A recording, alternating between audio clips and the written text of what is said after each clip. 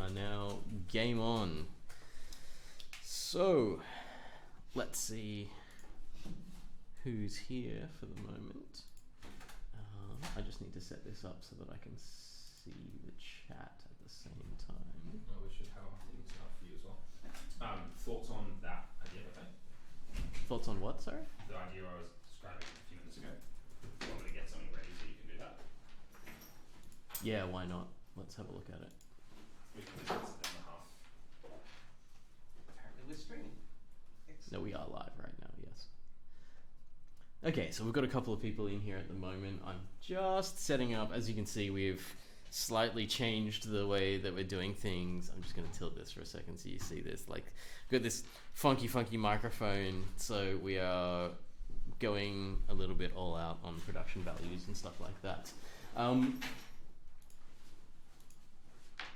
Just making sure that I can see the chat. There we go. That's what I'm looking for.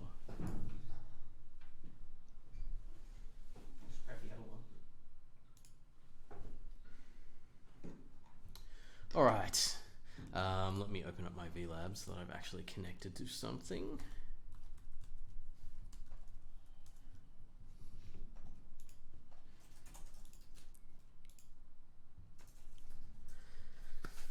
So let's think about what we want to do today. As usual, the live streams are not necessarily planned in any specific way. They're not set up for, you know, like the lectures where I'm just going to do things in a very structured way. These are much more going to be things that are driven by what kind of questions people have been asking and stuff like that.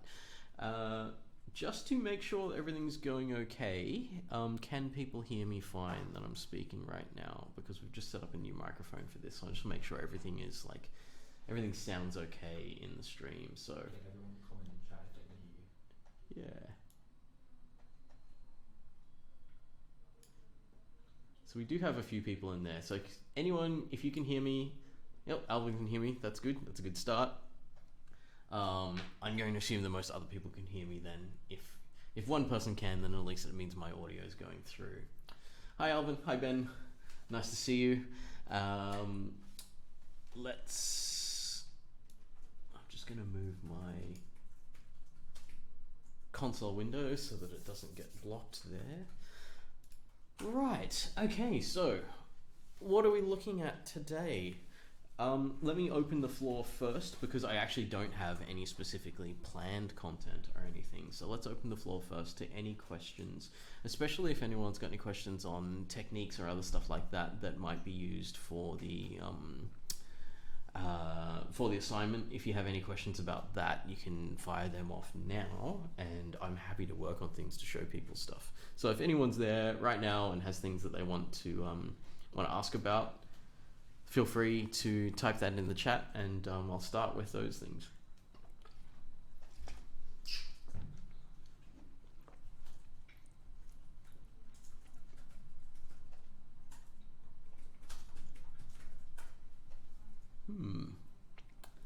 Nothing so far. I wonder what we should look at.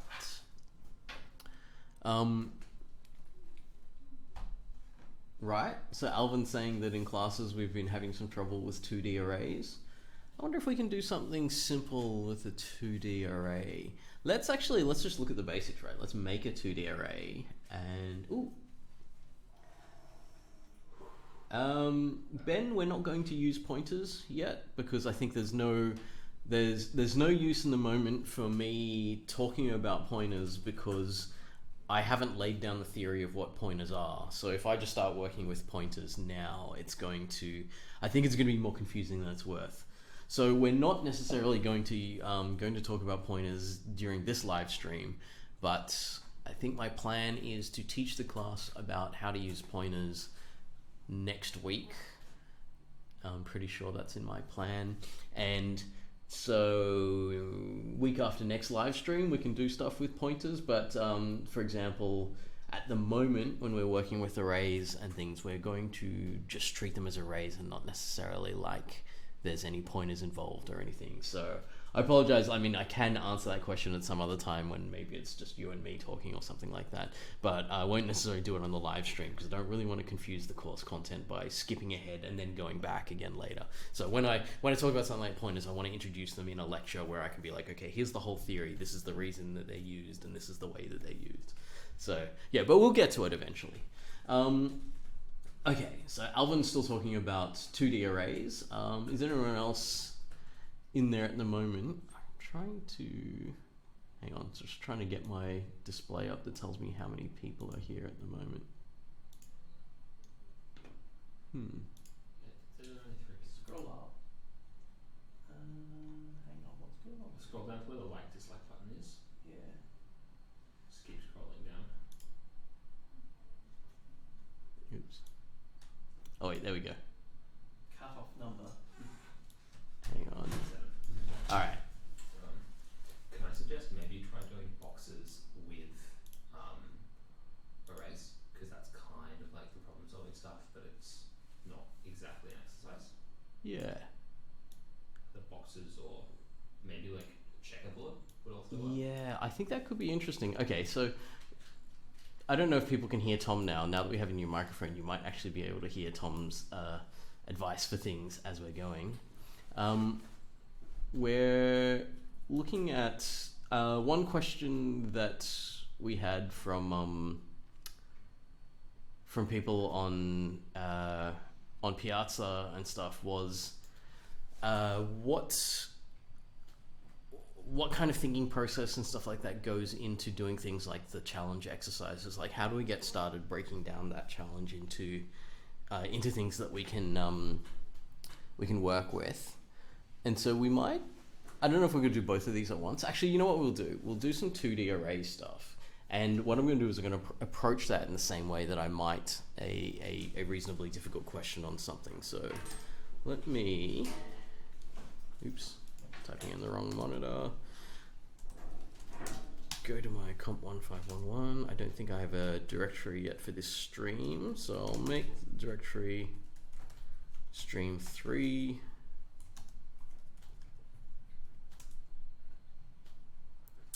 And let's start a new program. So there was some stuff in the lab recently, 2D array stuff.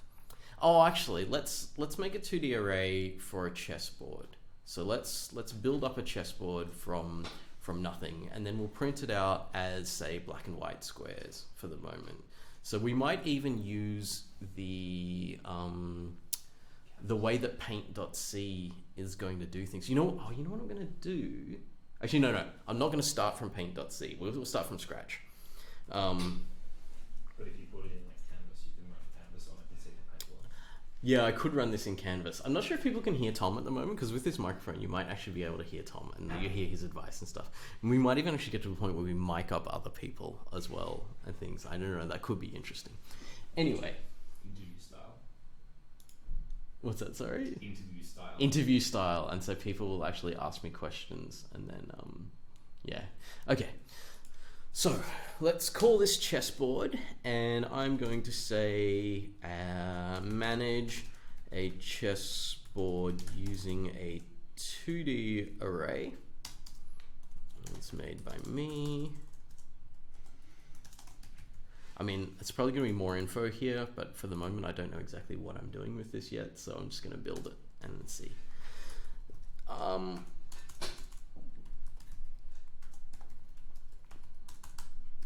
Let's say that what I would like this to do is to paint a chessboard using was it 0 as white? No, 4 as white, and 0 as black. Display this chessboard. Oh, you know what I'm gonna do? I'm gonna do something interesting where we have it represented as 4s and 0s, but we can print it out as something else. So display this chessboard as asterisk for white and space for black. Oh, you know what? Instead of space, I'm gonna make it explicit for black. All right. So we go asterisk for white and space for black. Okay. I know that I'm going to need to print stuff out, so I need my standard input output, which I will include. And then I'll have my main function like so. Again, as usual, you're used to seeing this now. Set everything up so that it knows how it's going to finish, and then and get that going nicely before we start to write the actual code. Okay, let me just shift this over a bit because I can see that that's not quite lining up. Got a really long delay over there at the moment. I'm just watching the actual playback. It's actually coming back. I think that playback's a few seconds behind live. All right, cool. Don't worry. That playback is just a little bit behind us. Okay, cool. So got my basic program like this. The thing I'm going to want to do is make my chessboard. So just in case people want to do funky chess things and different sized chessboards, I'm going to define the number of rows and the number of columns on this. So you'll see here that in me doing this, you'll start to see that what I'm actually doing with this is using a lot of the same setup as you may have seen in paint.c and stuff like that. So n rows I'm going to say is 8. The n columns is also going to be 8. And then if I'm going to create a 2D array for this, I'm going to use integers for my array because we have the number 4 and the number 0 as the white and black, so that should work quite well. Which means I'm going to have an integer array called board. I'll call it board because that's a decent enough variable name at that point for this. In order to make this a 2-dimensional array, I'm going to need to give it 2 different dimensions, like so. So declaration of an array is going to have the square brackets, and square brackets it's going to say the size of an array. So if I had a normal array, it would just have one set of brackets and it would have its size. So when I've got a 2D array, one of those sets of brackets is going to be the width and the other set of brackets is going to be the height. We tend to do height then width because it makes it easier for us in the way that we're going to loop through this. So we're going to loop rows in each loop, and then the outer loop is going to go down down the rows. So we're going to go, actually we're going across the columns, and then as we finish each column we go down to the next row. And so it makes it easier for us to say rows, then columns, because that way, the way we're doing it is like we're reading a book. We're starting on the left side and we're reading across one line, and then we go down to the next line, we read across it. So we set it up like this. At the moment, there's nothing in particular that we want in the cells of the board, because we're going to set up this whole board as alternating white and black. So it doesn't actually help us that much if we set it up as one or the other. Although we could, if we want to. Let's make it easy for ourselves, and 0 is a good one for this. We can just 0 the entire board. So that way the whole board starts black and all we have to do is go through and make the board white. So what I would like to do now is, you know what I'm gonna do? I'm gonna sneak in some extra teaching here. So the next thing that I would like to have happen is the board to be set up. So I want to set up board. I'm gonna do it with snake case today. So I'm gonna say I want to set up the board, and as you can see, I'm just typing the words set up board here. This means nothing right now. This is not C. This is not going to do anything. But what I do sometimes when I do this is I think to myself, I'd love it if I had a function that would set up the board for me. So sometimes what I'll do is I'll just write, okay, this is the function I expect to be here. And what it would do is it would take my board and it would set it up for me. So I'm just like, oh, cool, all right. This is gonna do a thing that'll come in handy. So what I'm saying is I would like this function to exist. This function doesn't exist, but I'm going to write it. So what I'll do is, all right, cool. All right, I want this function to exist. So I'm going to make it. At the moment, I think it's a void function because I don't think I need this to give me back any information. What I need it to do is just affect the board that I give it. So set up board, and the board is a two-dimensional integer array. So we're starting to think about when we make functions. You can see when we call the function, all we do is pass a variable in. But when we declare the function has to say, okay, this is the type of input that I expect to have. So it can't just say board because it doesn't know what board is. Here we know what board is, so we can just say the variable board goes into this.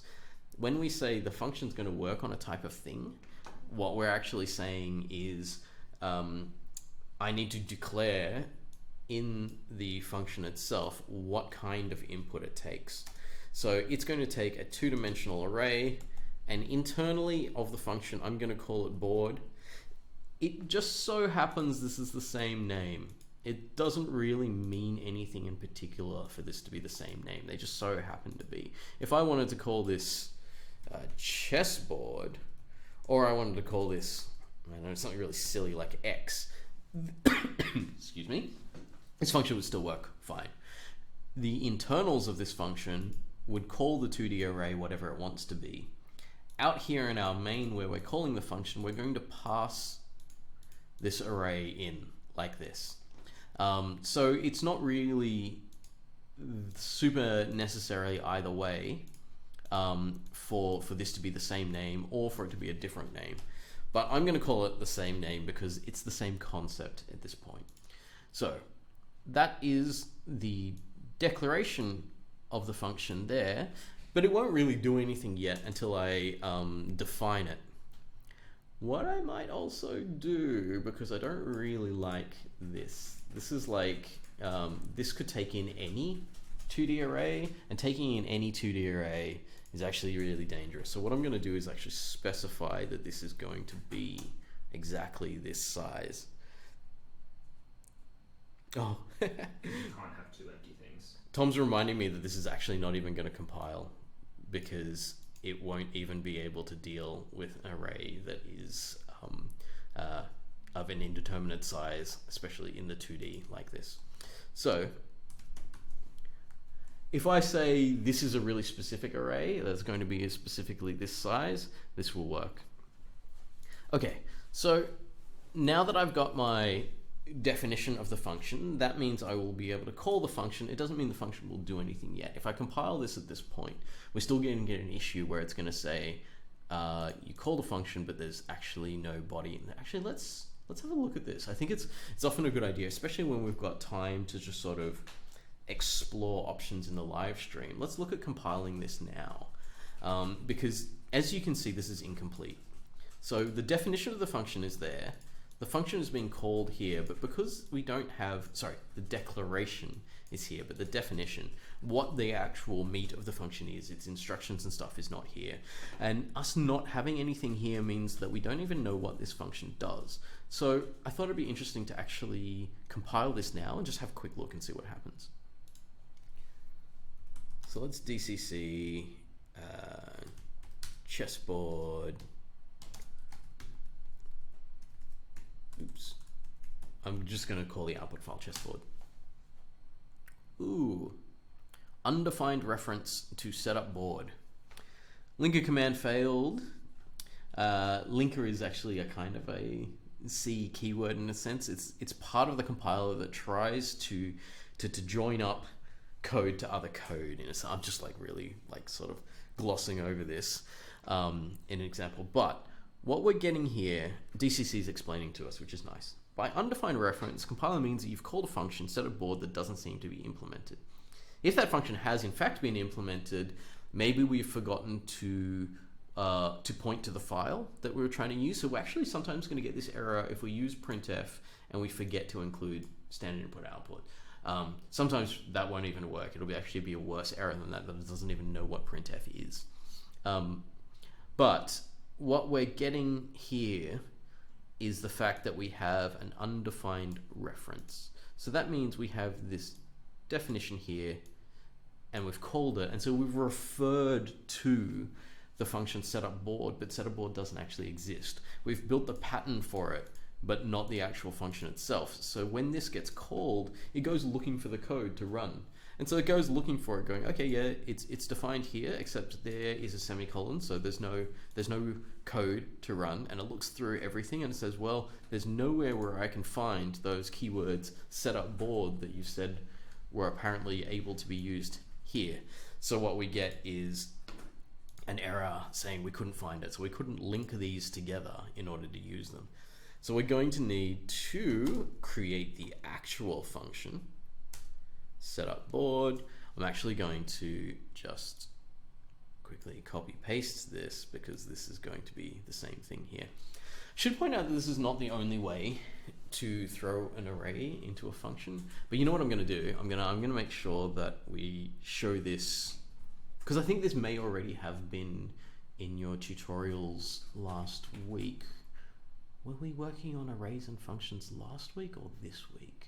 I think it's this week. Now you'll see another way this week, but I might show it to you anyway, because there's another way to do this where we don't necessarily have the defined, we can actually pass in the size of an array, but I'll show you that later. Okay, so now that we've got our function in here, we can actually put some work in here to make sure this board gets set up. The nice thing with the n rows and the n columns is this is all nicely defined, so we know that if we want to, we can just pass this in and it will use the numbers as they are. The purpose of the setup board is that we would like this thing to alternate white and black. So alternating white and black squares on the board. This will do this by, I don't need to say this will do this. I can just say this will set some squares to 4, assuming that they started as 0.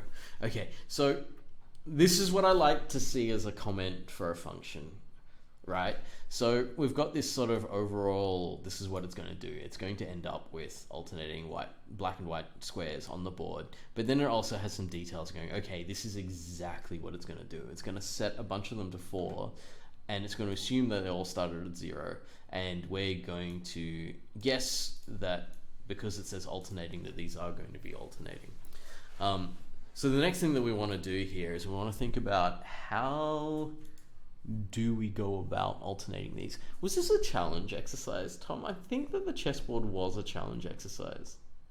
I can't remember if we have used that. We've had boxes as a challenge exercise. We had X's. Maybe it's in the two. We had boxes and X's, but it was in the 2 questions, I think. Or it's in the 2 questions for this week. This would be really funny. I keep doing this. I'll double check. But I don't mind. I don't mind. If I teach it to some people here, then yes, you can use it in your tutes. That's fine. I think it's like the overall goal of having you know more about code will still be achieved either way.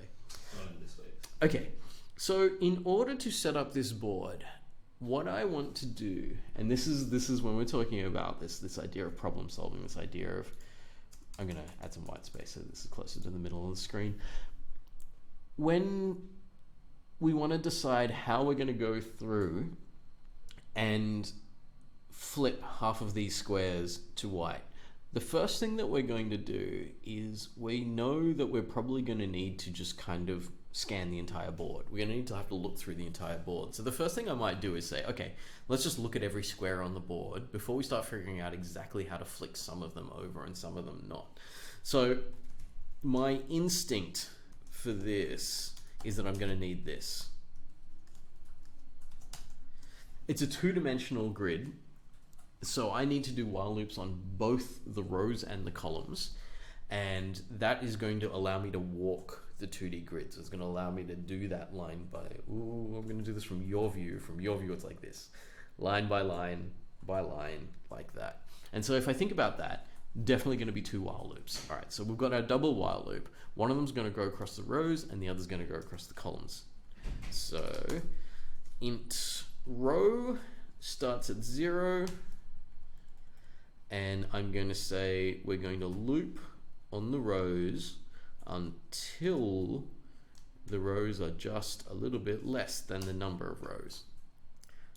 In order to do that, row has to be incremented. And then I'm going to say the same thing for the inner loop is going to have the column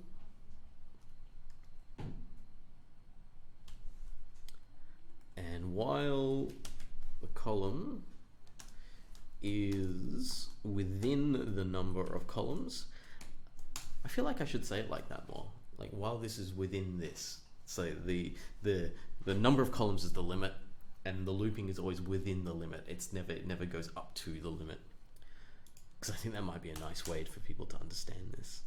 Okay, so column plus plus. All right.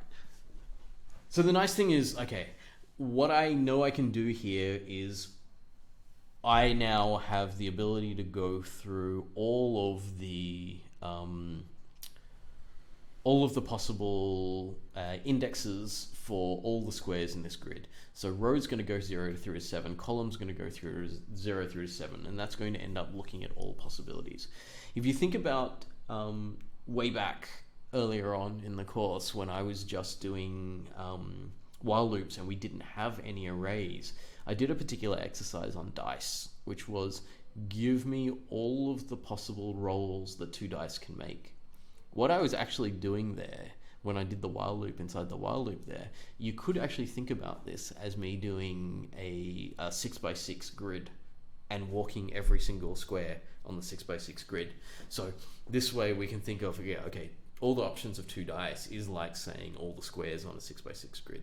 And so the chessboard's 8x8, and the while loop inside the while loop is going to get us all 64 possible squares. So now I have access to all 64 possible squares. I'm going to start thinking about how am I going to decide whether these squares are going to be drawn as white or not. Let me think about this for a moment. Where are we? Xpaint. Okay. New canvas. Right. I'm going to go for a brush. Yeah. That's a bit bigger than I need it to be. That's much bigger than I need it to be. Alright. That one will do. Okay. So let's say we've got our grid. I won't do this full 8x8 because it's going to get a bit messy if I try to do that many squares at once.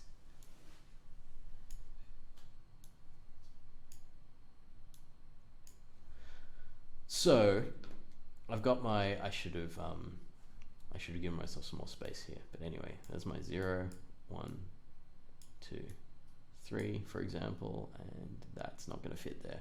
All right, but then I'm going to have 0, 1, 2, 3 across here as well. You change region to change the... So can I? Would complement region expand? Up 4.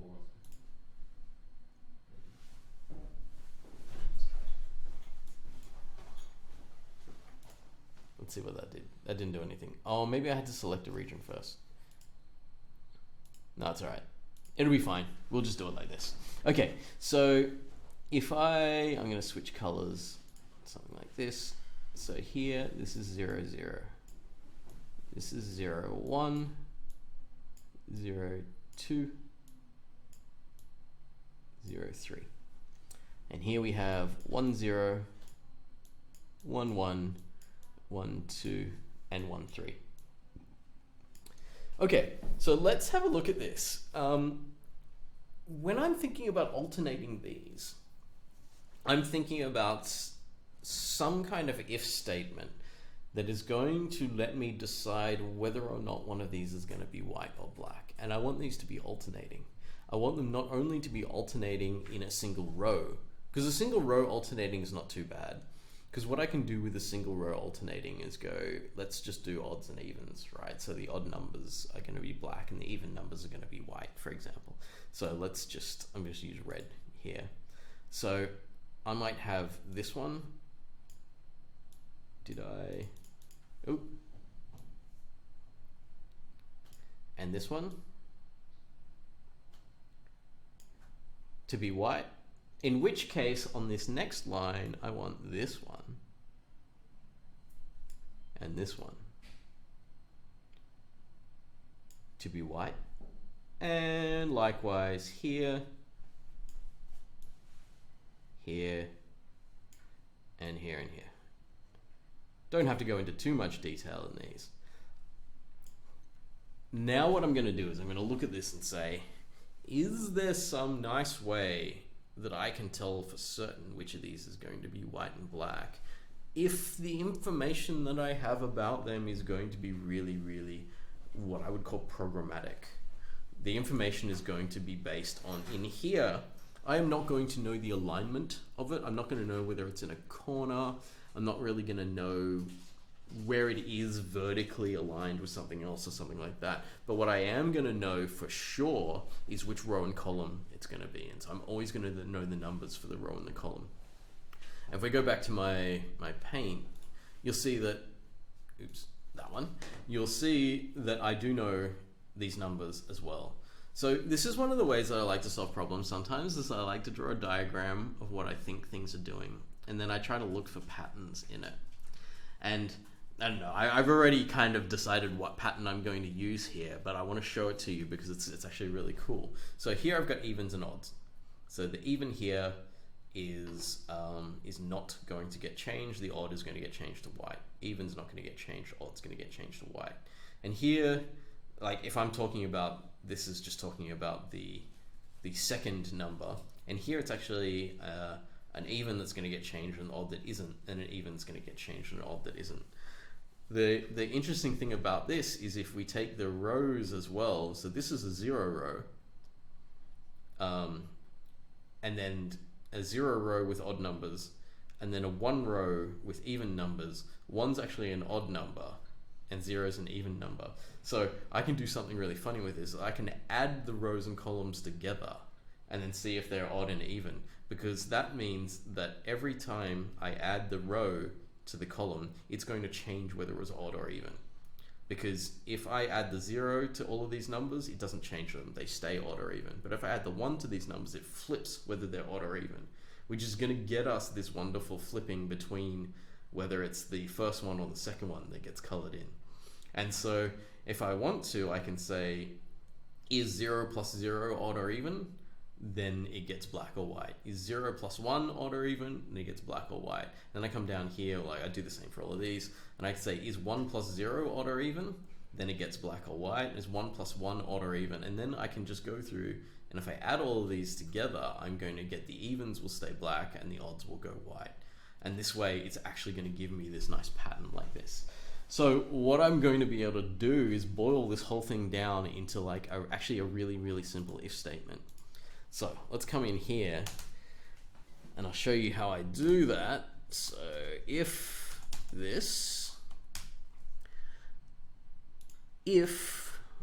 row plus column is equal to, well, not necessarily equal to, because I can't have these adding up to something in particular. What I'm trying to decide is if row plus column is odd or even. So if I want to find out if something is odd or even, what I'm going to do is I'm going to mod it. So I will take row plus column and I'll put it in brackets. Putting in brackets means it will do the addition before the mod.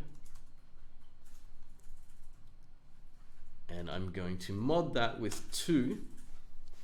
So mod 2 will give me a remainder of some kind of value if it's not divisible by 2. If it is divisible by 2, that'll give me a 0.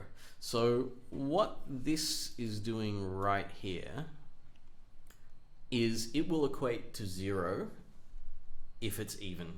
So if it's perfectly divisible by 2, row plus column mod 2 will be equal to 0, which means this won't run.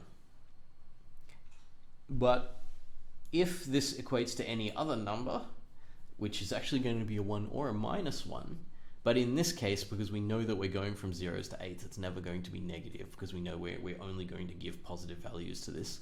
Unless someone comes in and is dastardly and devious about this and makes these numbers negative. But let's just hope that no one does that, because I think that would cause us some serious problems.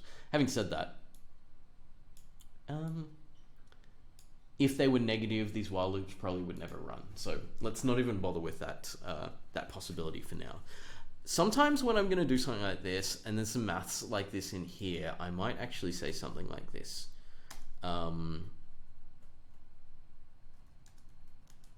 This is odd.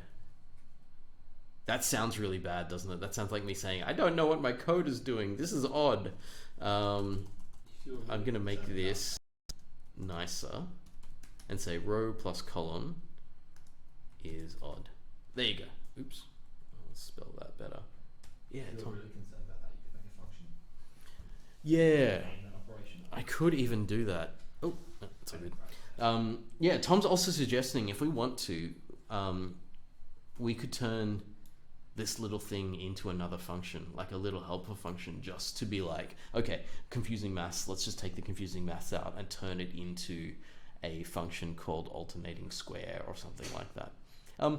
For the moment, maybe I'll leave this in because I feel like that's a lot of extra stuff, and maybe this comment is enough to cover it. But this is where we get into this idea that style is a bit subjective. It's not always going to be really perfect and exact what is or isn't good style.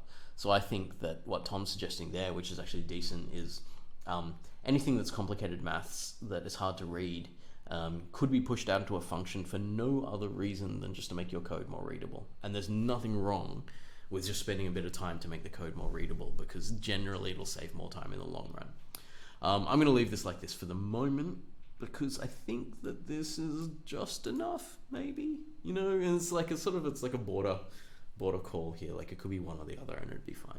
Okay, so if the row and column added together is odd, then we're going to color the square white, which means we're going to access the square on the board. We access the square by using the board as its variable name and then saying, okay, the variable for the board is the whole board, and now I'm just trying to access a single element of that board, which means I'm going to use the square brackets again to narrow in on the row and column the coordinates to get a single square. I know I'm doing rows first and columns second. Oops, column. Which means now I have access to that, and I'm going to set it to something. And I said in my definition that 4 was going to be white and 0 was black. I started off by painting the entire board black, in which case I will set this particular square to 4, and that should be fine. Okay, one thing I need to remind people about functions. In general, if I pass something into a function, it goes into the function, and then the function makes its own copy of this thing, and any changes I make to something in a function won't be reflected in the variable that was passed in. The exception to that rule, so all your ints and your doubles, if I had something, say, like so I had an int number equals 100, and then I had a void function that said increment number, oops,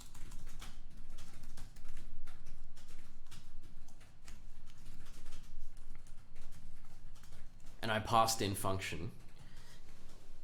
If that did, so let's go all in. Let's actually make this increment number function, and I'll show you what doesn't work. For increment number int num, and I make this function here, and I say num plus plus There we go, done. This will not have any effect on this number, because what happens when we do this is we would pass in the value of this number into this function, and this function would then recreate that number here, call it num. You'd add something to num, and then when we hit the close brackets, this variable would actually disappear. The variable num would disappear and would be gone. And then when we're finished here, it would never have had any effect on the number itself that's up here. The only difference is with arrays, because the thing that we passed in to this function here wasn't actually the whole array. So we weren't actually passing the whole array in for it to be rebuilt inside the function. We were passing in to the function something that basically identifies where the array was in memory. And then this function could go into that array in memory and change it. Subtle differences, but it's something that we'll get a handle on more as we go deeper into this. So we don't really have, like, I haven't taught you the complete complexities of how memory works, because I was going to like ramp up to that slowly. You know, I can't just dump everything on you in one go. But as we get deeper into it, you'll understand why this is the case. But setup board only works to be able to change the things that are in board because it's an array. This function will have no effect on the integer that is passed in as an input. So it's just good to remember that the arrays, if you pass in the array, you can make changes to the array. If you pass in an integer, you can't make changes to the integer. You can do stuff with the number that comes in, with the value that comes in, and spit something back out. But whatever numbers go in are going to stay whatever they were in the main or in whatever called them to pass in that value. Okay, so we've gotten to the point where, you know, actually, just to make this easier, I'm just going to get rid of that. That was just an example. All right, back to being clean. I've set up my board like this. This is actually really funny because what I'm doing here is really similar to what we did for your paint.c that you had. So it's actually nearly exactly this. You've got a board. I don't think we initialize it as 0 because we don't have to. And then we have set up the board, and then we print the board and we say, okay, in between those two, or the canvas for the paint, in between those two, you do whatever you need to do to change the numbers on the canvas. So you can kind of see where I'm going here with this already, is now I want to output this board. So I would like a function called print board, and I assume I'm also going to take the 2D array here, and then we can display it on screen to make sure that it's working. So very similar thing that I'm going to do, because this function is going to take in the same kind of input as the other function. So I will have another void function. I should at least show you at some point functions that aren't void. We'll definitely do that soon. Print board, and print board is also going to take in the same type of input that setup board did. And we are going to make this into a function. So I'll copy this, chuck it down here. Right. At this point, we should be legal. So we have code, and we're not going to link an error because we do actually have the open and close curly brackets. We don't have anything in it. It's not actually going to do anything, but it's still there, so that's handy. So what do I want to do to print the board? It's going to actually be really similar to what we did here, except instead of changing the board, what we're going to do is go through every single element of the board and then write it out to the screen. So this is going to be a similar thing with the double while loop. So I'm actually mostly copying what's above, but it's not going to be exactly the same. So I'm not going to copy paste. And rows. So I've got that while loop. I'm going to remember to increment it. And inside that while loop, I have another while loop that goes across each column for each row. So I'll while loop, and I'm going to need a counter variable here that I'm going to call column. So sometimes I name my counter variables really obviously. When we're working with 2D arrays, it's really good to name them row and column, because if you don't name them row and column, it's actually really hard to remember which one they are, and it's easy to get confused. So it's a column, and that column is going up until the number of columns and making sure that we're incrementing. Okay. So, oops. Now we know that we're going to see every single element, and we're going to do it in the order of, in the square it's going to go across. And because it's going to go across the columns like that, it's going to do it row by row. It's in the right layout for us to print these out. So we are going to print out, and this was the thing that I said before up here, display the chessboard as a star for white and a space for black. So we know that we're going to get 0s and 4s, but if we want to do the stars and spaces, what we're going to need to do is check for the 0s and 4s. So I've got an if statement here that says if whatever is in that cell, which is board, row, then column. So if the number that we've stored in that location in the 2D array is equal to a 4, the 4 was the white, yeah. 4 is the white and 0 is the black. So if it's a 4, then we are going to printf a star. I'm going to put a space there as well, because if they space out a little bit like that, they're actually more of a square grid. Otherwise, it turns into like this tall rectangular grid because of the shape of the letters.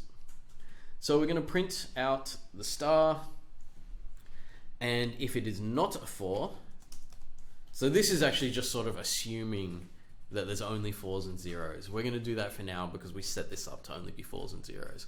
Otherwise, if we were printing an actual chessboard, we have a whole bunch of if-elses for, is this a pawn, is this a knight, is this a queen and stuff, and then you'd write other things here rather than just a star. But I'm going to print out for the black space, empty space. So it's a space as well as that buffer space so it lines up with this. So now each row is going to have 16 characters printed out, and it's going to have either stars or spaces. What we are then going to want to do now is each of these rows is going to go along a line on your screen, and we want to make sure that it goes along the line of the screen and we don't start the next row after it and just keep going like that. What we're going to do is have the next one go down below. So if we want to have that next one go down below, we need to make sure that we end the line. So we're going to printf an end line at the end of each row. So what we should get here is like stars and spaces and then an end line, and then we go down to the next line, we do stars and spaces and end line. This is why this printf end line is actually inside the big loop there. So every time we end a row, we do an end line and we go back to the start again. This is the same as, I guess, the fact that we're resetting the column to 0. So if we're resetting the column to 0, we're implying that we're doing the leftmost drawing. And so the new line puts us back to the leftmost, but we go down a row. Let's see if this works. So I'm just going to save this and compile. Probably should have compiled earlier than this. I've now written a whole lot of code and I haven't checked whether it was syntax correct or not. And I have a problem here. And I'm surprised no one said this in the chat while I was working on it, because this is the classic problem. And I actually didn't do this on purpose this time, so you can see someone even with a lot of programming experience still makes the same mistake. We had an if statement, and I put a single equals in the if statement. The single equals in the if statement is very, very dangerous. Luckily for me, DCC is nice enough to warn me and saying, you really, really sure that you wanted to set the board row and column to 4 and that was what you wanted in your if statement, because that's a weird thing to have in an if statement. Usually we ask questions in the if statement. We don't always do an action in an if statement. And so it said, okay, be careful with this. This feels wrong to me. I'm like, okay, that's nice. Thank you, because it feels wrong to me as well. I want this to be a question. Is this equal to 4? Let's compile that again. See whether that's functional. Yeah, and while I'm at it, I'm just going to do some style checking to see whether this is nice or not. So I'll style check this. Looks good. Nice. Okay. That means my indenting is most likely correct. It means that I have my ZID up here. Andrew's changed it so that my email address counts. My defines are in the right place. My function declarations and definitions are reasonable, although do I have, yeah, I've set up board and I have print board. I have set up board and print board. Yeah, this seems fine. I don't know if you remember last week when I was talking about main functions and other functions and how you can get a really, really nice main function. This is what we would consider to be a really nice main function. You can see there is a tiny bit of code here. You can see that we're setting up a board. You can see that we're setting up a variable that has 2 dimensions, rows and columns, like so. But even so, the rows and columns are defined nicely at the, up here. And on top of that, the name of the variable is nice. But then you get these 2 wonderful things here. I don't need to know any more about the code. I don't need to decipher the code. I don't need to look through it. All I need to know is the board got set up and then it got printed. And that's really nice, right? Because I could ask someone that knows nothing about code. I could say to them, what does this program do? They may not know that int board n rows n columns is going to give us an 8x8 grid that's full of zeros. They don't necessarily know that syntax. But you don't even need to know C syntax to just read some of this and go, I think that they're setting up a board and I think they're printing it out. And that's the ease of use that we're getting out of functions. We can make this so simple for ourselves. And if someone who doesn't even know code knows what this program does, that's going to make it super easy for us when we're just scanning over and just going, okay, this is what this does. Right. So we've style checked it, we've compiled it. This should be ready to run. Let's see what it does.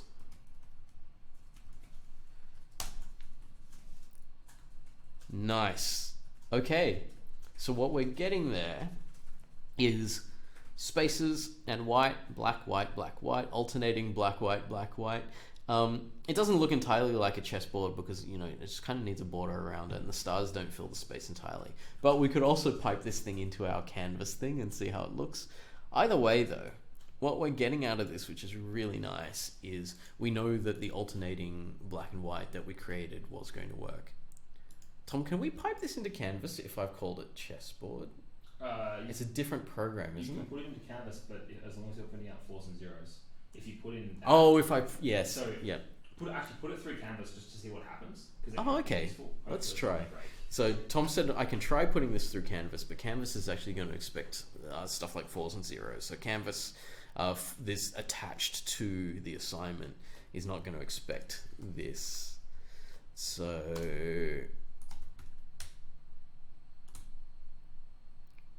is this actually going to do anything? So yeah, so try it. Let's see. And then press, yeah, there you go. Yeah. Okay, so it didn't do, yeah, it said your output contain invalid characters. So we're not getting the nice drawn canvas, but at the same time, at least this is enough that we know that this is testing us for us. If I was to output the 4s and the 0s, this might actually come out nice. Let's just flip over my print board from, instead of printing the stars and the spaces, to print out 4s and 0s.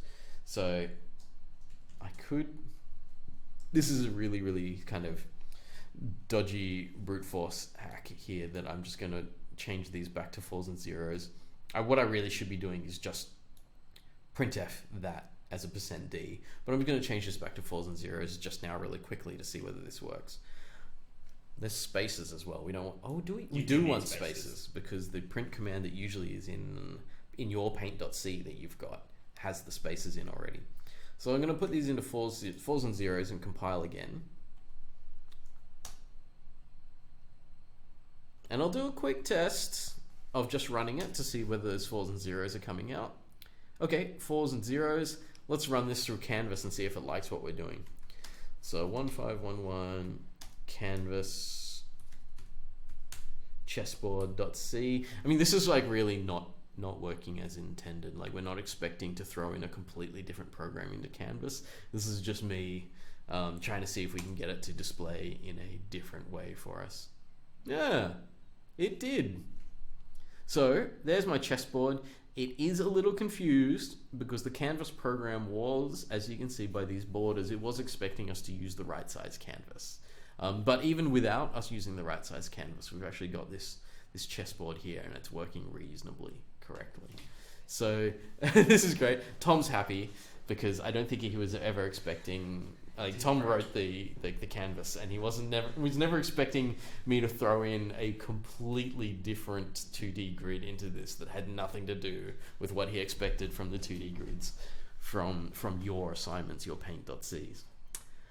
Okay, so what we've gone through here is how to create a 2D grid, and we've set it up with zeros. How do we access all of the elements of the 2D grid, and then do a little if statement on their indexes, and then access individual cells to change things.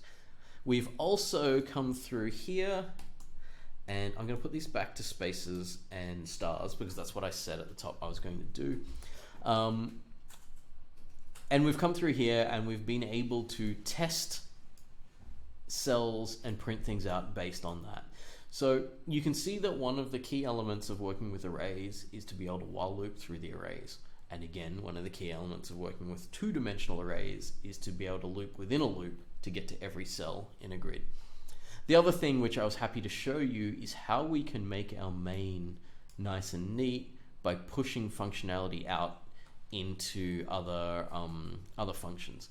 The other nice thing about this is when we're getting into this kind of serious, potentially confusing depth, the potentially confusing depth of the functions is actually nicely hidden behind the name of the function, which is not too deep. So we get some nice code like that. And so this is where we're going to start using these functions more to clean up our code and get it looking pretty. Okay, 5 minutes past 5, so we've been going for about an hour. We'll take a break here, and we'll come back in 5 minutes, and we'll see what other things. Oh, thank you, Shao. That's my code is amazing. So yes, you can see how you can get your code to be amazing as well, because we can actually just read the main function, and then the other functions we can go into if we want more detail. But if we don't want more detail, we've just got these nice words that say set up board, and so that makes it really easy. Okay. Cool, let us go on a 5-minute break, and we'll come back and we'll look at other things. If anyone wants to, during the 5-minute break, type in any questions you'd like me to answer, any particular things you would like me to work on. Happy to do that, because these sessions are more for you than me, so I'm happy to work on anything, because I actually don't have anything prepared for these. I'm expecting to work on things that anyone out there wants me to work on. Okay, let's take 5.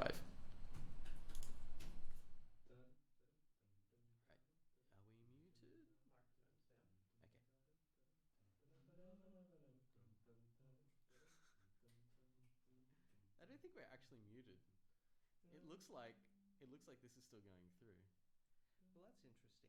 You have some bit of music. Yeah, yeah, and there's music going. There should be. This is really funny. I'm just waiting for the comments from people just going, yeah, that mic is still live. They're still going. Down. Where is All right. the audio coming from? I'm gonna mute it at this level. I'm gonna do that.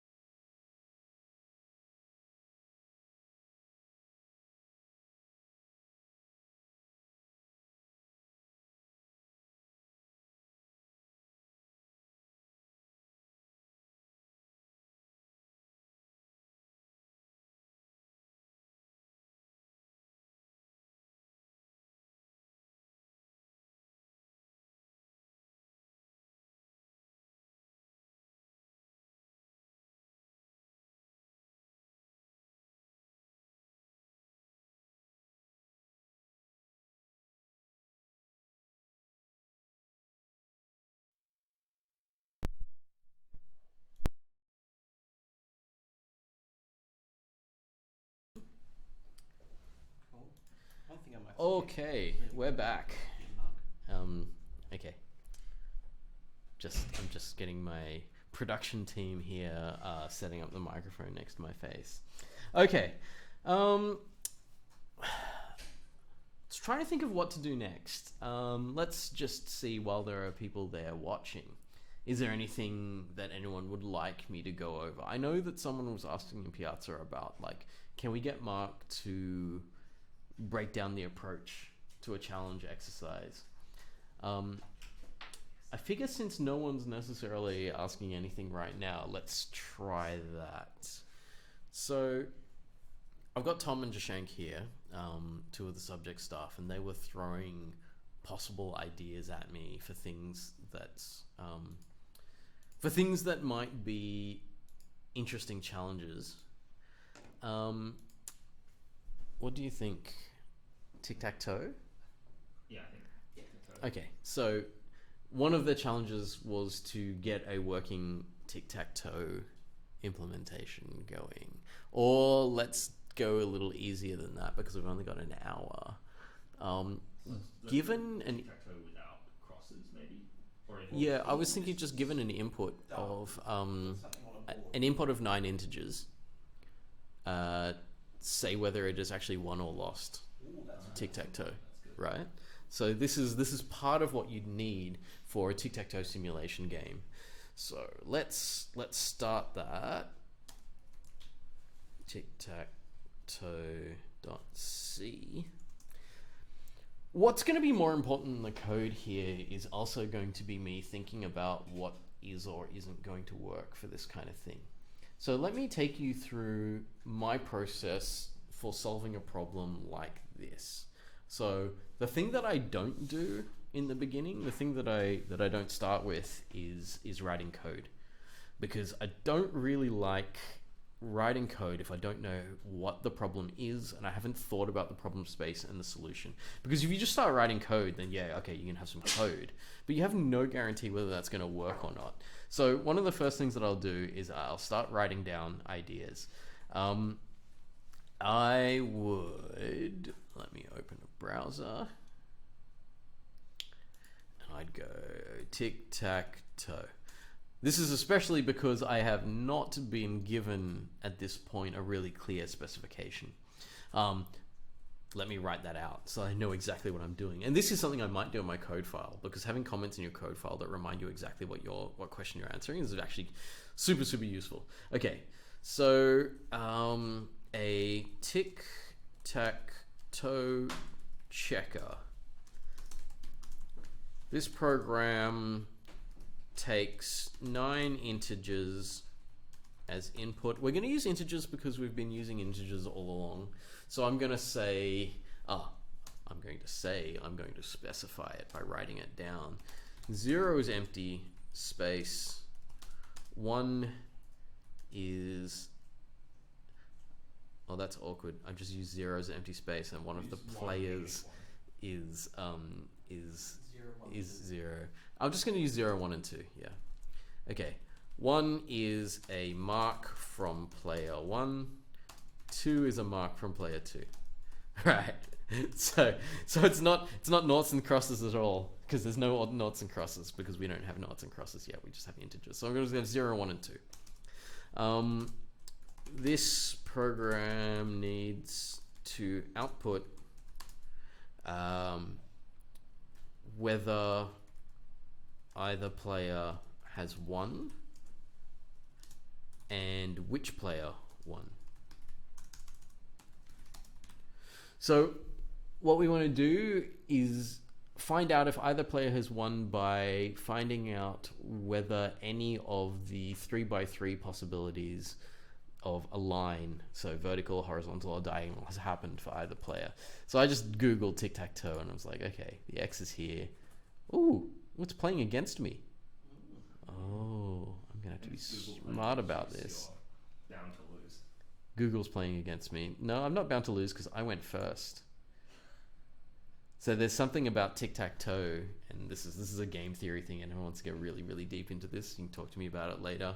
Tic-tac-toe is a game where we can and have, as humanity has discovered all the possibilities for this game, and we know that if you go first and you play optimally, at very worst you'll draw the game, at best you'll win the game. If you go second, at very best you'll draw the game, and at worst you'll lose it. So knowing this well, I know that I can cut off all of Zero's possibilities if I want to now. I think if I go into the center, that will cause the stalemate, but I'm pretty sure I can cause the stalemate by playing in any of these three squares now, because I set up the magic triangle. This is you ever play tic-tac-toe against someone that doesn't know tic-tac-toe? Always set up this magic triangle. It means at worst, you'll be able to block all possibilities from here.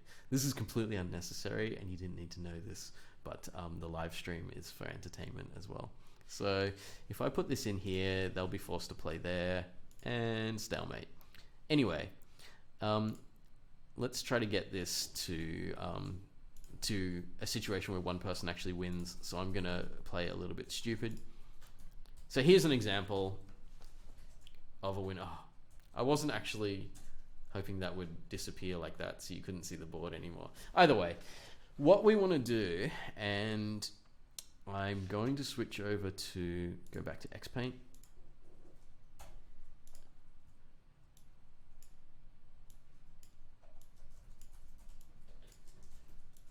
So I'm going to assume that the numbers coming in are 1, 2, 3, 4, 5, 6, 7, 8, 9. So they're just going to be doing the rows and columns thing like we've been doing. And then I've got several different cases that I need to check. So there's a row case, and I'm going to assume that if I set up the code really nicely for this, that if I check the top row, I should be able to use the same kind of code to check the middle row, same kind of code to check the bottom row. If I check a column like so, I'm going to assume that I can use the same kind of code to check the next column, the next column. The diagonals are weird and different. So the diagonals, I am not going to get anything nice to do this with, and they don't kind of correlate to each other in any way, so I'm going to need to do them separately. But at minimum, I know that I'm going to have 1, 2, 3 rows, 1, 2, 3 columns, and 2 diagonals. So my worst case here is I'm just checking 8 things separately. When I have a complicated problem like this, where I've got all this stuff happening, what I usually like to do is to break this down into its simplest forms first. So what I might do is just say, for example, ignore one of the players and just go, I'm just going to check for one player at the moment. So I'm just going to check for the 1 or the 2. And I'm going to start with trying to figure out how rows work. Breaking things down into their parts makes things a lot easier. So let me talk process here. So I'm going to open a new file. This is not a C file. I'm just using gedit to type some stuff so that you can see it. Process for solving complicated programming problems. Number one, figure out exactly what the problem is, which involves what does the problem space look like? It also gets us thinking about what kinds of answers are we expected to give? Are we just answering a yes, no? Or are we giving a number back? Are we analyzing things to a certain level or not? You know, there's lots of different things that could be happening. So to get through this part here, what I did was I wrote down exactly what was happening. So I wrote down exactly what the input was. I wrote down what information the input was going to do, and I said this program needs to output whether either player has won and which player won. This is actually really vague here. This is not going to give us the correct answer yet because I haven't said exactly what these are. So maybe there's some text output or something like that, not sure. The other thing then is when we figured out what the problem is, problem space. When we're trying to figure out things for problems, drawing pictures is really good. Depending on what it is, drawing pictures is great. Anything with a 2D array like I'm doing right now, drawing pictures is great because pictures tend to be on two-dimensional space. 2D arrays, two-dimensional space works great. Even single-dimensional arrays works fine because you draw a row of boxes and you go, okay, these are the things I expect to be in here. I'm going to be looping across back and forth or whatever, you know, that kind of thing. The next thing that we're going to do is develop an approach. I'm actually making this up on the spot. I hope this is going to be correct.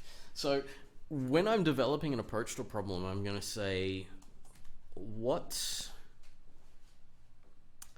kind of organization is there? With the tic-tac-toe, it's reasonably obvious because the organization is a two-dimensional grid. The input's going to be 9 numbers, but I'm going to get a 2D grid, which means that anytime there's rows and columns, I know that I'm going to be able to loop through it. So can I apply any particular, what would I call these? I mean, I guess I would call these algorithms, but they're not really completely algorithms.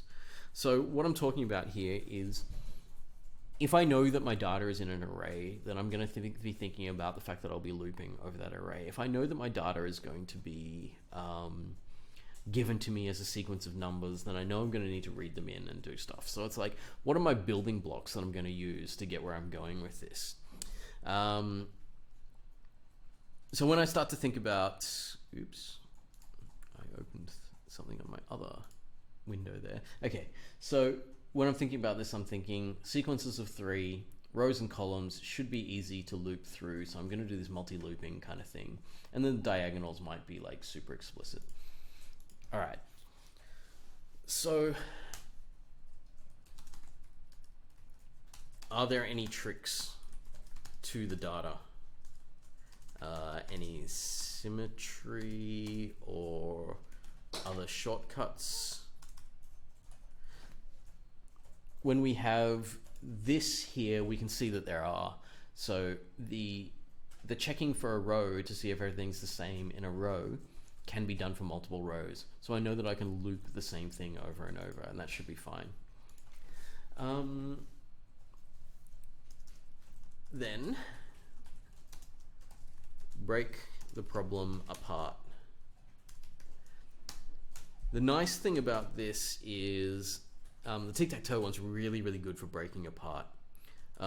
Can we solve multiple smaller problems to solve this? When we look at some of the harder challenge exercises that we've thrown at you, so we've thrown order 3 at you, and order 3 is a really interesting one because it says, can you code without the toys that you have? Which means, can I apply particular algorithms so this just goes out the window? We said to you, no, you can't use your normal programming constructs. This is an intellectual challenge. Can you use the limited tool set to get stuff done? And it did work quite well for breaking the problem apart. So something like order 3, you could do order 2 instead of order 3. And you say, okay, how do we do order 2 without if statements? And it's like, there's ways to do this using things like inequalities, so greater than, less than, and stuff, and saying, okay, we can still use those, but we can't use if statements. How do we work with those? I'm not going to give away everything yet. I think some people are still thinking about order 3. So in terms of this tic-tac-toe, this one's great. Can we solve multiple smaller problems? Yes. So if you gave me a game and said, it's not called tic-tac-toe, it's called rows, and anyone can form a row of 3 wins, then I can say, yeah, I could do a really, really simple thing that just loops through the rows and checks whether all the rows are the same. So that kind of thing is where we can say, let's break this into smaller parts and just solve them. Solve one small part. It might give clues. So what I like to do sometimes is, okay, I've gotten a theoretical understanding of what's going on. I know that I need to check if everything's the same, so let's implement this much for one small part of it. This is like nearly what people consider to be prototyping in professional code, where I'm not going to do the whole thing, the whole big thing. I'm just going to do a small part of it, but I'm going to take that small part all the way from start to finish and see whether my start to finish solution works. So let's try that here. I know that I'm going to need standard input output. And I also know that given we've only got about half an hour left, I'm not going to finish the tic-tac-toe checker. But I'm going to show you how I would start building it up. I think what was more important than actually doing the tic-tac-toe checker was actually talking about this. Talking about how we look at a problem, how we try to find out where the bits are, where the levers are that we can pull to make it work. And then we're going to pull one of those levers and see what it does. So prototype,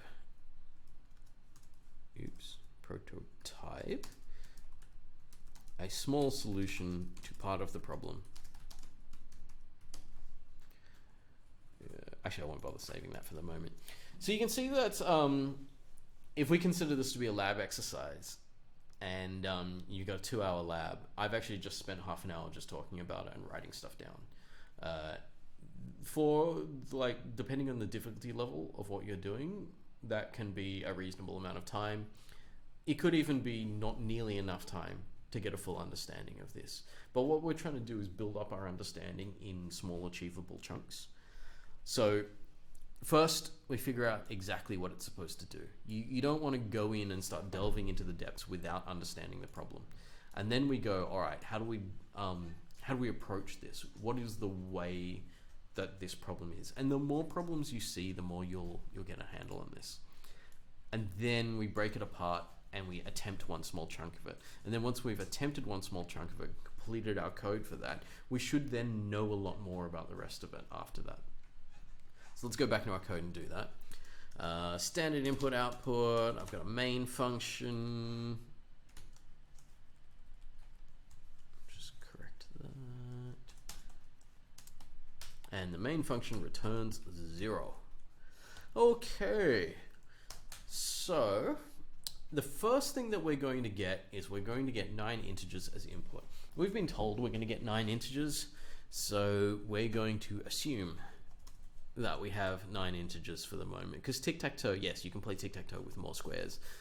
Less squares? I don't think playing with less squares does anything. I think that someone automatically wins if you play with 4 squares instead of 9. Yeah, whoever goes first automatically wins that because there's no way to block it.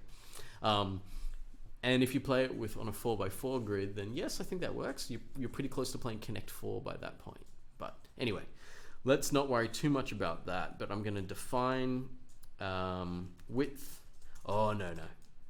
So width and height you can do, but it's kind of fraught with error, with human error. Num rows is 3, and number of columns is also 3. And then what I'm going to do, I'm just going to use an I here because this one has no meaning at all. It's just a counter for a loop that is going to do some scanf for me.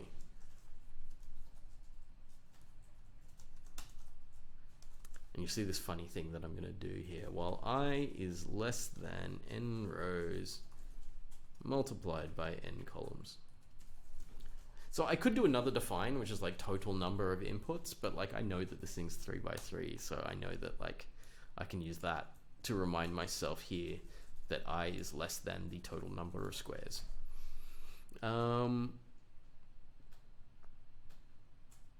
Actually, no, this is not going to make any sense. I'm going to do a double loop. I'm going to do a double loop, and I'm going to write everything into a 2D array so that I can use it. So this is potentially useful, but what I'm going to do is I'm going to make a board again. Board, n rows, n columns. Ooh, that is the wrong bracket. And I'm going to set this up with all zeros because at 0 was empty space. So, actually it doesn't really matter whether I set up with zeros because I'm scanning in the whole lot. So I'm not even going to bother. And I'm not going to do this funky loop. I think what I'm going to do is read in rows and columns in the 2D loop the same thing as we did last time.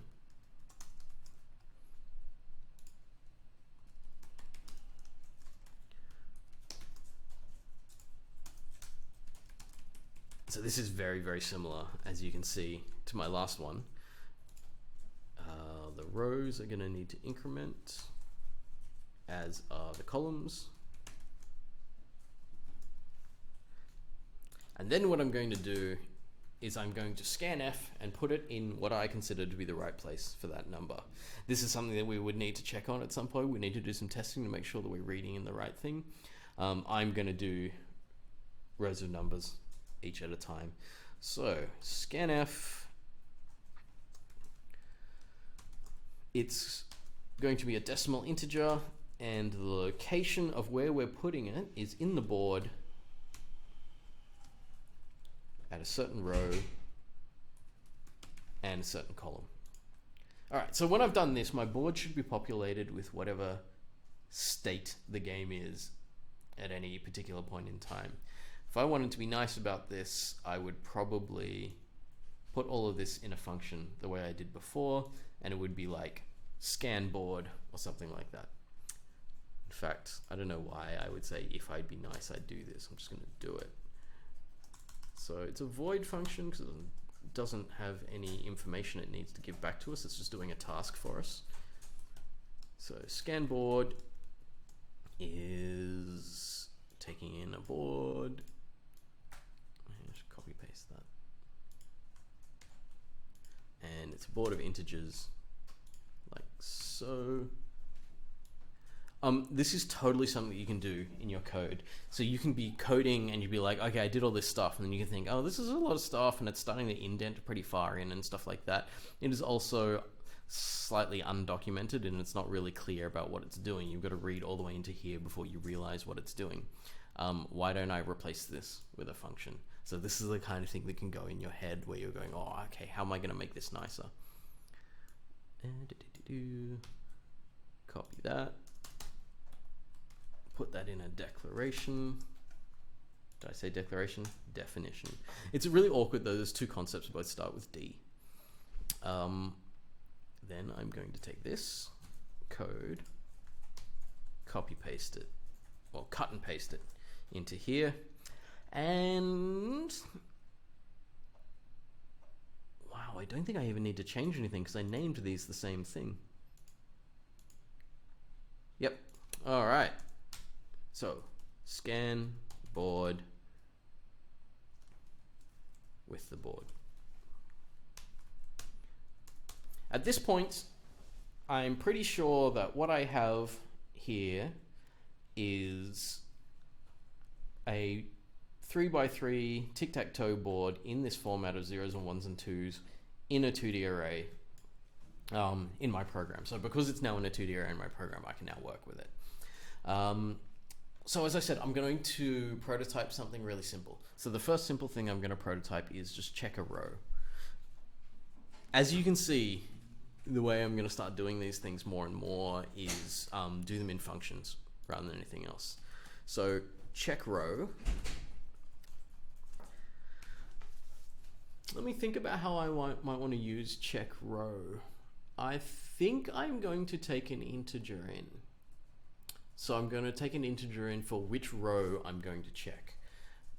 What I'm also going to do is I'm going to give an integer back. And the integer is either going to be a 0 for nobody's won that row, a 1 for player 1 has won that row, and a 2 for player 2 has won that row. So int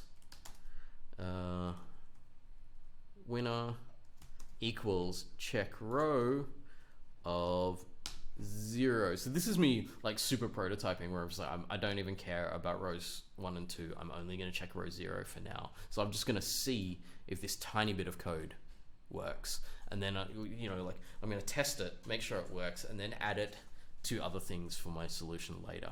So check row is returning an integer. Oh, I should actually explain these functions as I write them, but we'll get there in a second. I'll do that in a moment. So check row takes in an int, and I'm going to call that int row because that's the row that it's going to be checking. Copy that, The other thing I should probably point out is that it's pretty good to have a comment for every function. Like if you ever have a function that doesn't have a comment, I expect that function to have like the best name ever. And for everything in here to be like so clear that you could never possibly misunderstand it. This function is not that. The name's pretty good because the name's literally what it does, but the code inside is not like totally clear and easy to read. You actually have to go into like 5 lines in to see exactly what it's doing. So what I would do is say scan 9 integers from user input. Actually, it's not even user input. We're going to want standard input. We're going to use proper names for these things. Scan 9 integers from standard input. Write them into a 3 by 3. No, I'm going to go better than 3 by 3. N rows times by n cols 2D array. Okay, so that's going to be much easier. Someone sees Scanboard, they come down here and they have a quick look, and then they can see whether we're getting what we're getting out of that function. This one also, check an individual row of the board. Output 0 for no winner. Oops. I'm going to do 1 for player 1 wins.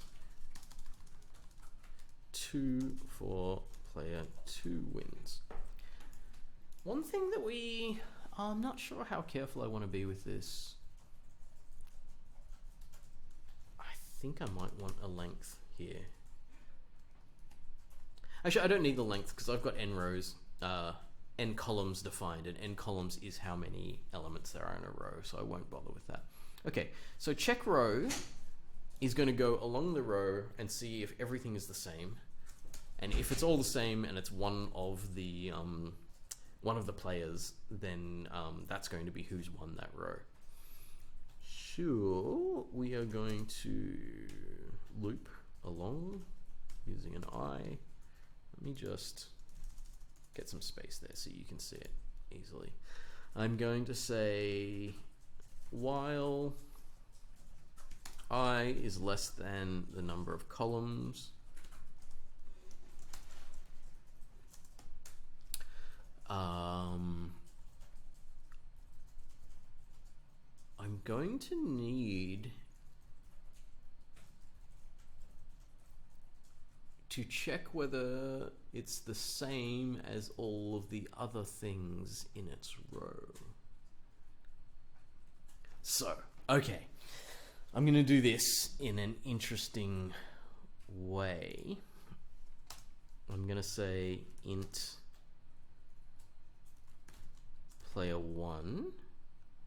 I'm going to explain the way I'm thinking of doing this. So I'm going to say player 1 is winning. And I'm going to say player 2 is winning. And what I'm going to do is I'm going to go through, and these things will stay 1 if their player is the only person with markers in those 3 squares. But at any point, if we see something other than what's there for those players, their little 1 is going to turn to a 0, saying that they can't win. So I'm going to say if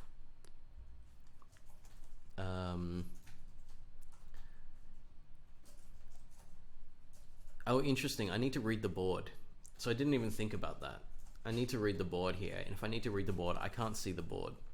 So in here, this function at the moment has an integer, and it knows which row it's going to look at, but it doesn't know what the information for the board is. So what I've forgotten to put in here is the fact that inside check row, you need to be able to see this board to make it work.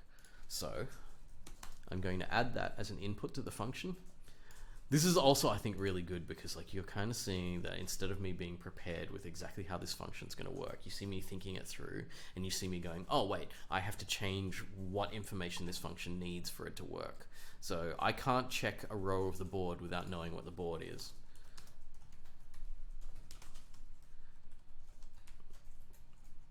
rows and n columns.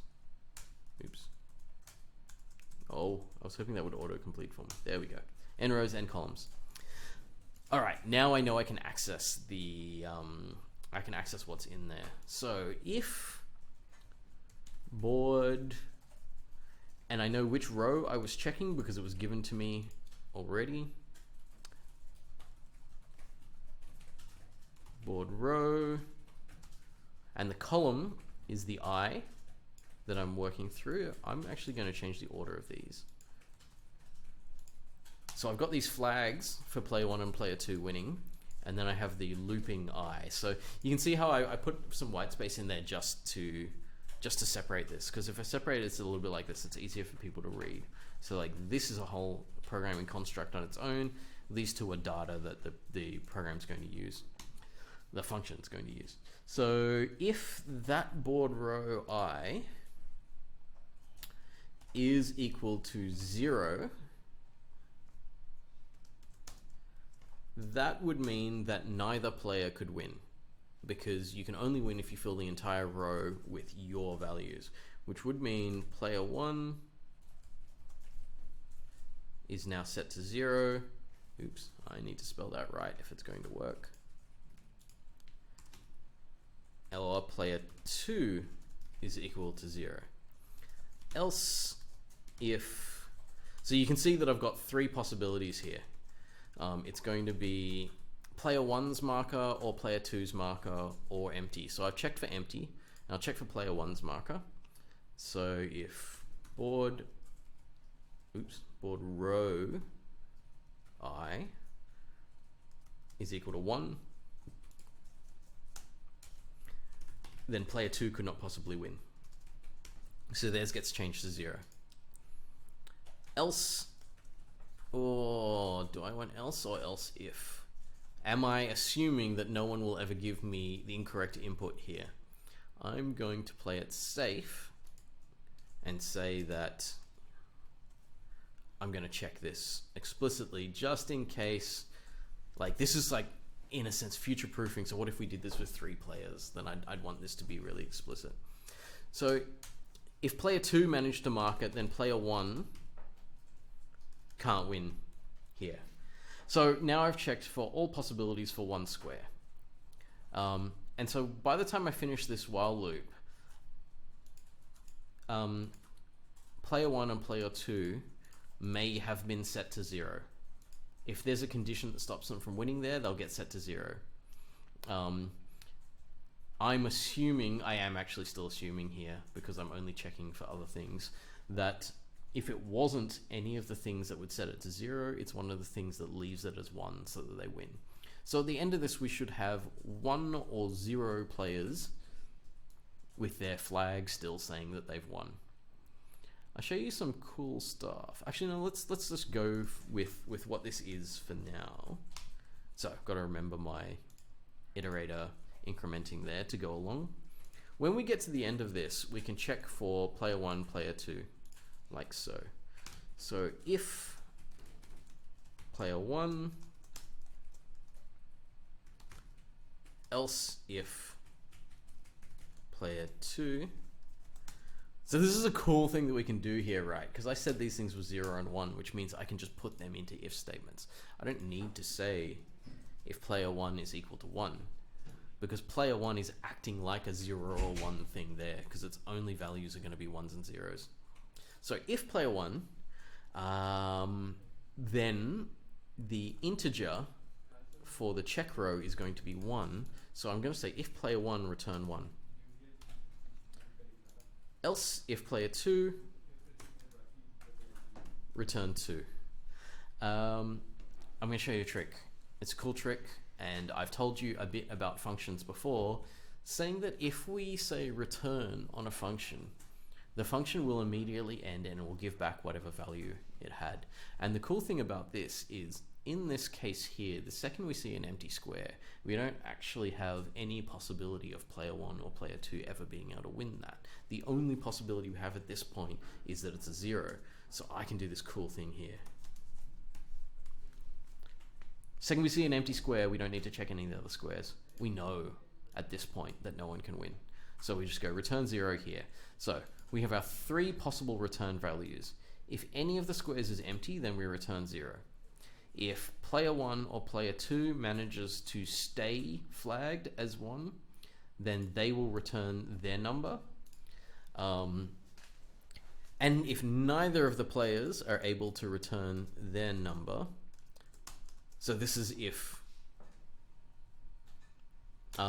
we still have the case where we could have a series of 1s and 2s and we never get to this return 0. We still would say that neither person's going to win and we return 0 here.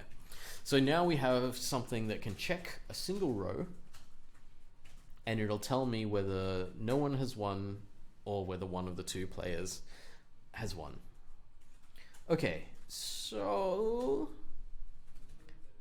int winner equals check row 0, and what I'm going to do to see whether this is working, and this is good practice to be like, I've just written 2 functions. I've written 67, not including the comments and things. I've still written like say 50 lines of code. That's a lot to write without testing. You kind of want to be careful not to write too much without testing. So what I'm going to do is I'm going to say printf here. This is going to print out winner, just so that I can see what's working and how it's working. So what we're going to do now is just see whether this runs or not, and we're also going to do a style check on it to see what our style thinks of it.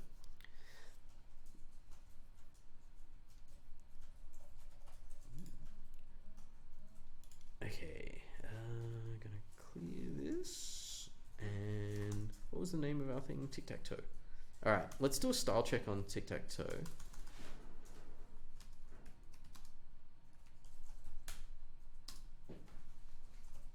Yeah, I've got a white space issue. No ZID in the header. Just white space. I don't think I have indentation issues. Okay, let's fix up my style first. I didn't even say who made this. Me?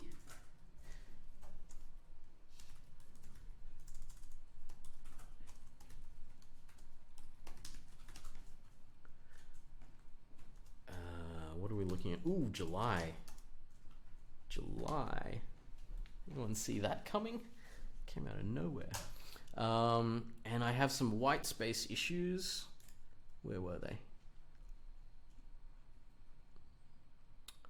Else if. Oh, I didn't make my brackets nice. There you go. Was that the only issue? Yeah, things like that. Alright, save that, style check it again. There's another thing actually that we might want to do here. So we've got this sort of excessive return thing here. Sometimes what we like to do with this is just say int result. I can start that at 0. And what I can then do is set the result to different values and then return only once at the end. Because at the moment, it's a little confusing exactly where this function finishes. So I can say this result equals 1. This one is result equals 2. And this one is result equals 0. And at the bottom here, I have return result.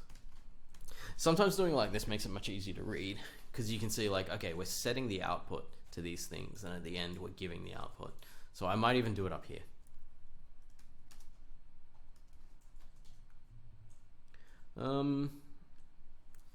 That one's not even necessary.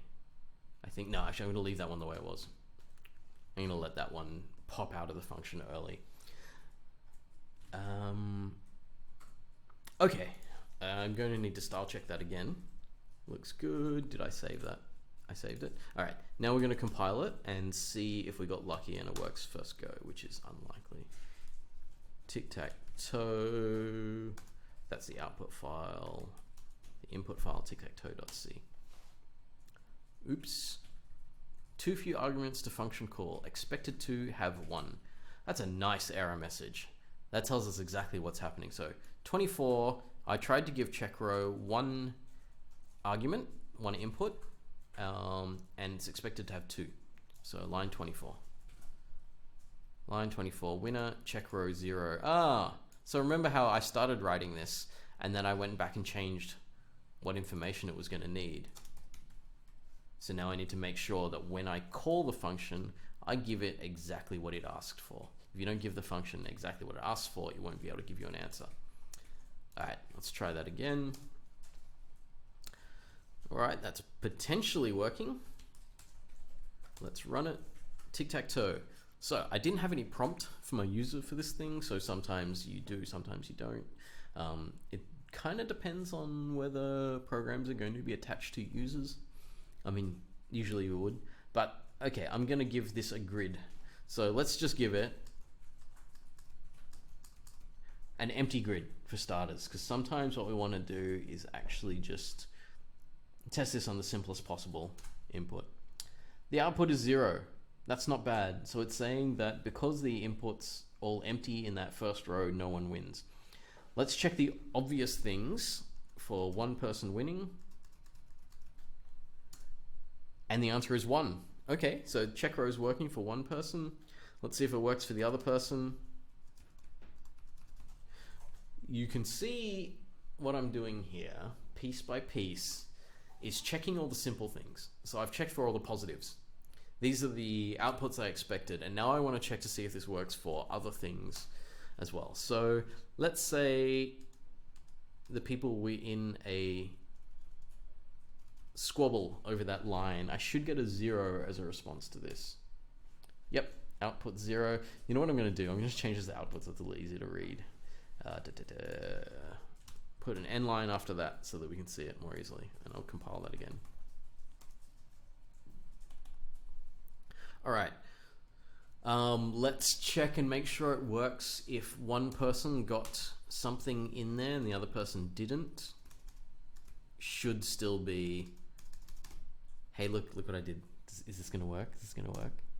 Still works. Scanf's smart enough to deal with that. Anyway, this says 0 because neither person could win that. We'll try that again. Ooh, wait, that's not gonna work.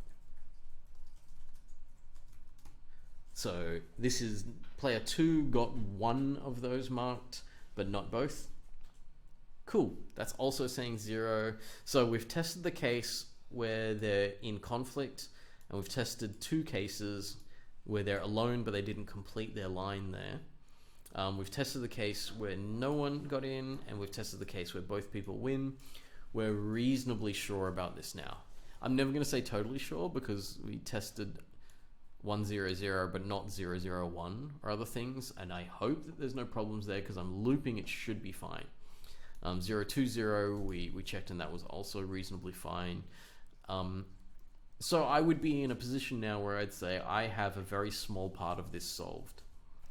What I can do at the moment is I can definitely tell if one of the players has won by completing the top row.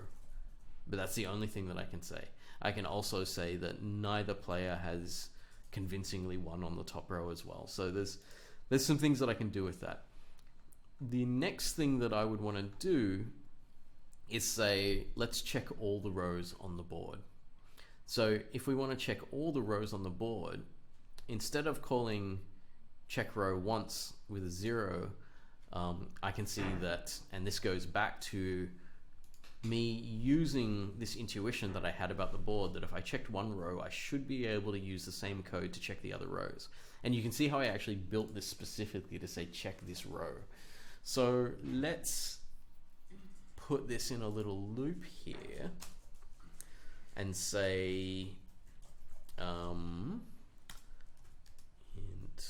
I equals 0 while I is less than the number of rows.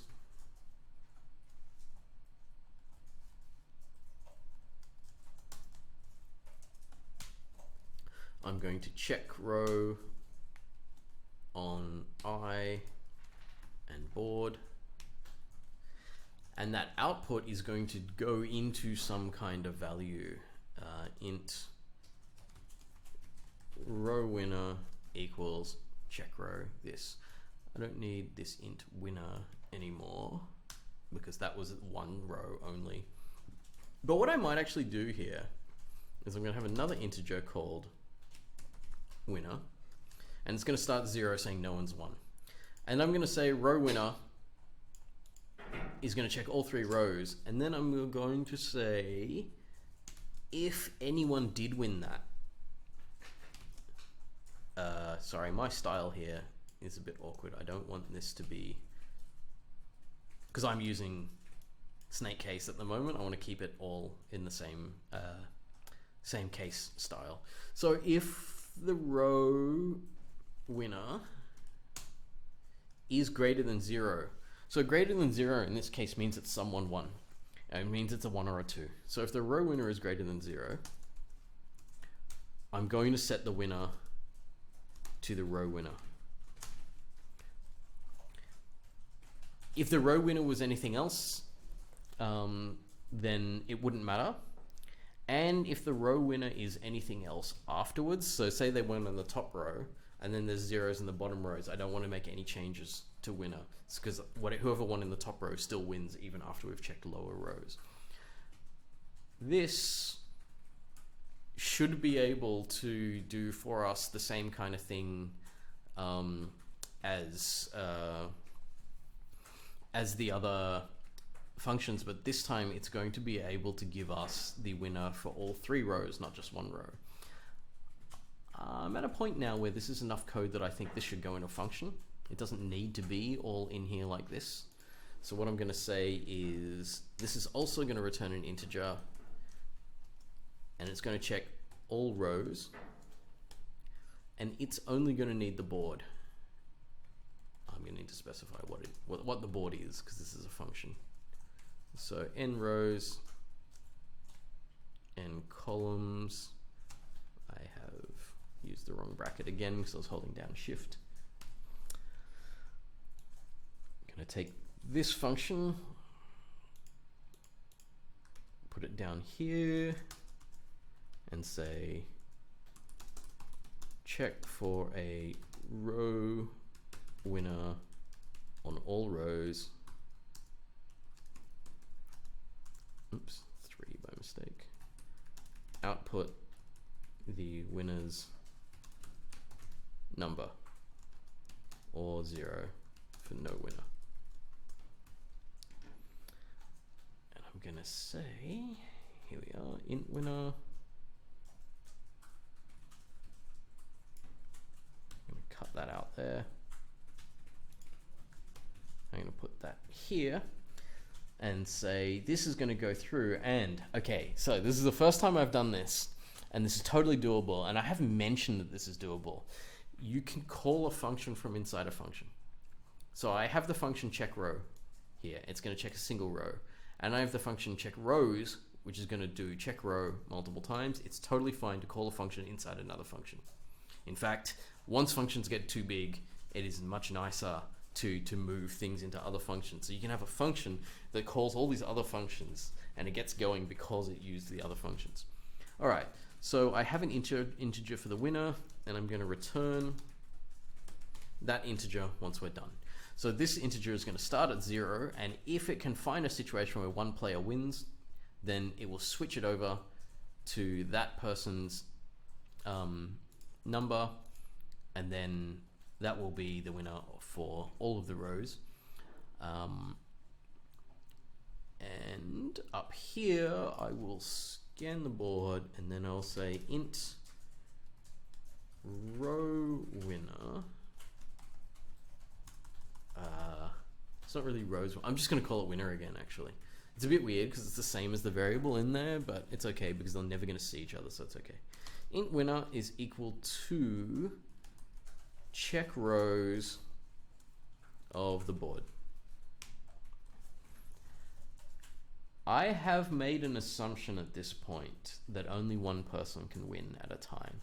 So we are going to have an issue here where if one person wins in the top row and then another person wins in the middle row, that it's going to say that the person in the middle row won instead of the top row, which is awkward, makes the game slightly not work the way we expected it to, but we'll see how that goes anyway, because it's still going to do what we want it to do if the game is being played legally. So let's compile this. Well, let's do our style checking and compiling and testing. I had to do this quick because we're kind of running out of time. Oops. Style is not going to work on a file that's not a C file. Okay, style is good.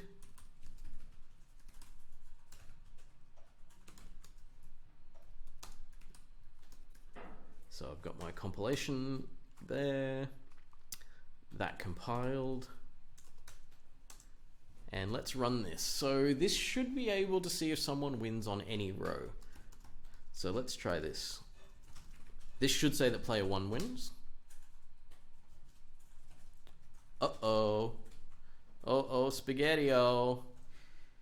Something, I'm just going to guess, something's in an infinite loop.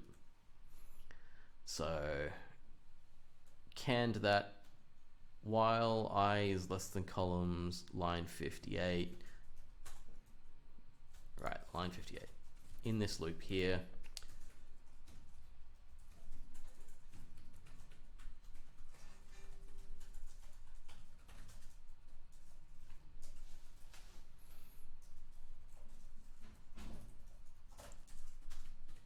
That's interesting. This loop's incrementing. That doesn't appear to be the issue. Check row. We know that check row is getting called in check rows, so let's check in there. Ah, that's where it's not incrementing. So there's a different I in here that wasn't incrementing. I could tell it was an infinite loop, so I just had to check through my loops actually. Okay, that's that fixed. Let's compile and run that. All right, 0, 0, 0, 1, 1, 1, 0, 0, 0. See what that thinks. Player 1 wins. Great. Let's try that again. 2, 2, 2, 0, 0, 0, 0, 0, 0.